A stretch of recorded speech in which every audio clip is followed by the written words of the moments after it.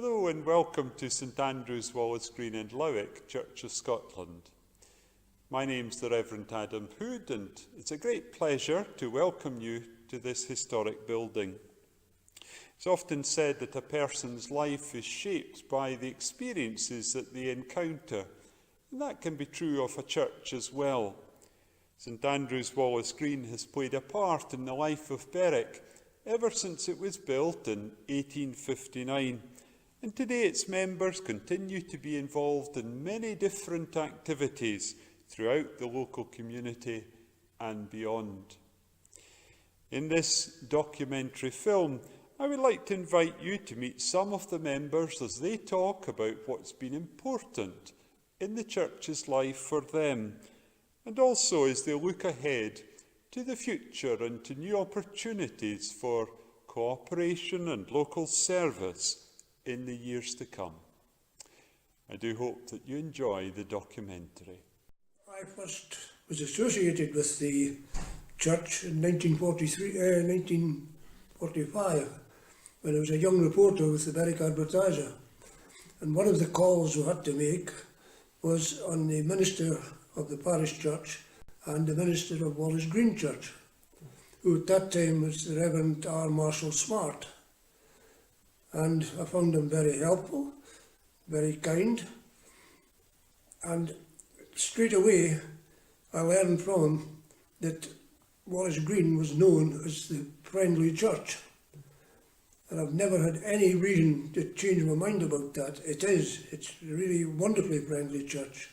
Presbyteries didn't, I understand, open up to the newspaper people, but in Berwick's case they did. Wallace Green was obviously the largest church, had the biggest congregation, and it had a terrific impact on the whole area. I first came to a regular Sunday service in St Andrew's, Wallace Green in 2004, not long after the Reverend Paul Sewell had come into post. I hadn't planned to come, but I was involved with the Berwick's annual border marches and found myself with a couple of hours free. I was kitted out in all my walking gear, boots, etc., so not really dressed for church. But one thing that struck me was that nobody raised an eyebrow about how I looked, and I was welcomed anyway. This church is a significant building in Berwick, standing clearly on the skyline and visible from some distance. Its history and its role in the town is also significant, and I like that it is able to host big events, bringing people in who otherwise wouldn't come here. I do wish we were able to be open more often to allow people to come in both when it is quiet, for a period of escape and meditation, as well as for those special occasions. I think for me it's when I first came to the church for the first time and everyone was so welcoming and quite a different experience for me, and it was quite warm and something will really stick with me, how lovely it was on that first kind of day I came. One thing that really sticks with me is when we went to the Rose Gardens for a picnic, because I really got to know people a lot better, and it was a great time for fellowship and played games and enjoyed the baking and it was just really enjoyable event. Well, I'm Siobhan, I'm 15 and I've lived here all my life. I used to go to the Sunday club, but now I go to the youth group and occasionally help with the Sunday club things. And my sister got christened here, so that's the thing that stands out. Yeah. Especially recently we've started to reach out with the youth club. We're bringing in people that are more of our age and they haven't been in this kind of environment before, and that's quite exciting for me, and I'm sure for Siobhan as well. Yeah. We have quite a few sort of social events, but we've had lots of social events in the past. I don't think we've any more now than we had then, and of course we now have lady elders and things, which creates a different atmosphere in the session. The minister here has normally been Padre to the British Legion, so we've always had a fairly big involvement in the November Remembrance celebrations, and with the with the parish church next door, we've done alternate service. That's been always, and we had the 150 service, and we had the moderator of the General Assembly, the Church of Scotland that year. Well, that was an important service. I suppose in my time the biggest thing we've ever done was the 150th celebrations, which was quite a big thing, and the moderator came down and there was this huge service and we fed everybody in the pews, and it was a time of real excitement and looking forward to that event. It was good fun. Well, I've got to say my own wedding and of course my son's baptism have got to be the main highlights in this building.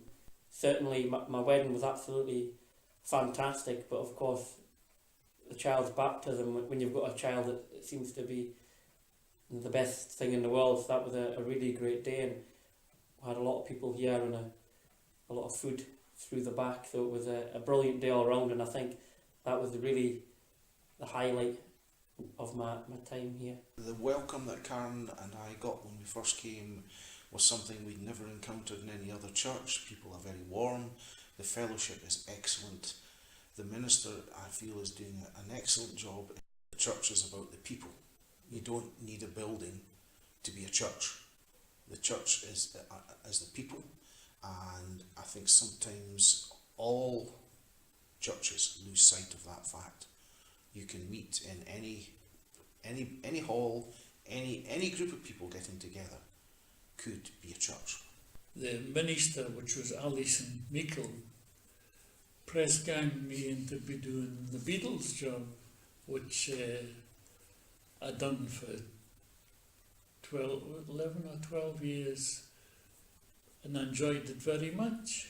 I really enjoyed it and got on well with all the visiting groups and that, like the guild, the bowlers, everything that was involved with the church, and really got on well with them and really enjoyed it, and was reluctant to pack it in, to be quite honest.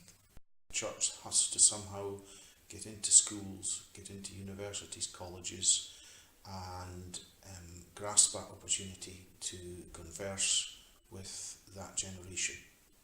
And if we can get the children and youth involved, then I feel that's the way forward. Well, I think that Adam is going the right way about it. He's very, very good at encouraging youth. He's formed a youth club. He has the junior Sunday school, and he is definitely right in attracting young people, because it's not easy to get people involved at that age, and what he's got now is certainly providing the framework on which he can expand in the future. I think that we'll probably start new patterns in the future to kind of keep with the changing society. A lot of people maybe can't come on a Sunday now because work and things like that, and maybe we'll start to do things during the week that people can become involved in with the church. Where I see it in the future is adapting to modern needs without losing sight of the gospel message, returning to being the heart of the community, whether here at St Andrews or across the river in Tweedmouth, Spittal, Ord or Scremiston, where people attend the church that is nearest to them and become involved with their own neighbourhoods, so that everyone can experience Christ in their homes and in their daily lives. I think the Flower Festival is one that will draw people into the church who aren't members and who aren't churchgoers. And I think it's making people aware that the church is here and that we offer various services and that we're not some threatening building, you know, it's quite a friendly atmosphere and it's community. And I think that's the important bit. I suppose the service that I got, my 30-year certificate of being an elder, was a memorable service, because I knew nothing about it till Alison Meikle, the minister, began to talk, and I thought, gosh, that's me she's going to start talking about, and that's the first I knew about it, although my wife was obviously in on it and she knew that I was coming to church. That was a memorable occasion, and we've had, as I say, some very memorable services, and we've had some well-known people in the church as well, which had the privilege of meeting, yes.